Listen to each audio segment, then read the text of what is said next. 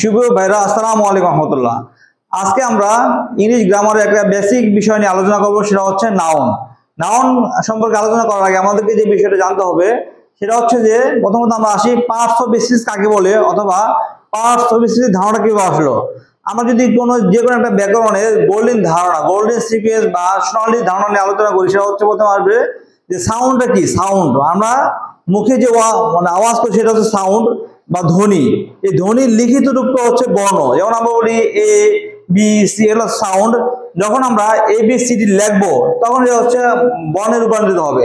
কয়েকটা বর্ণ মিলে হয় একটা ওয়ার্ড, কয়েকটা ওয়ার্ড বা শব্দ। তারপর কয়েকটা শব্দ মিলে হয় একটা বাক্য।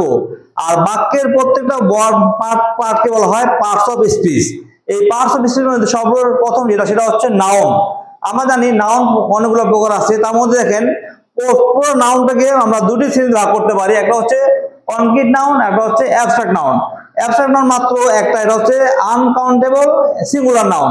বাকি যে চারটা আছে অ্যাবস্ট্রাক্ট নাউন, সেটাকে আবার চারটা শ্রেণীতে ভাগ করা হয়েছে। একটা হচ্ছে proper noun, common noun, collective noun, material noun. এইভাবে আমরা পুরো নাউন প্রক্রিয়াটাকে আমরা দুইটা শ্রেণীতে ভাগ আনতে পারি। সেটা হচ্ছে কাউন্টেবল এবং কি আনকাউন্টেবল নাউন।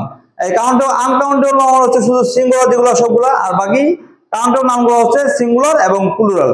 তাহলে আমরা আসতে পারি যে পুরো নাউনের পাঁচটি প্রকার। একটা হচ্ছে proper noun, common noun, collective noun, material noun, আর হচ্ছে অ্যাবস্ট্রাক্ট নাউন।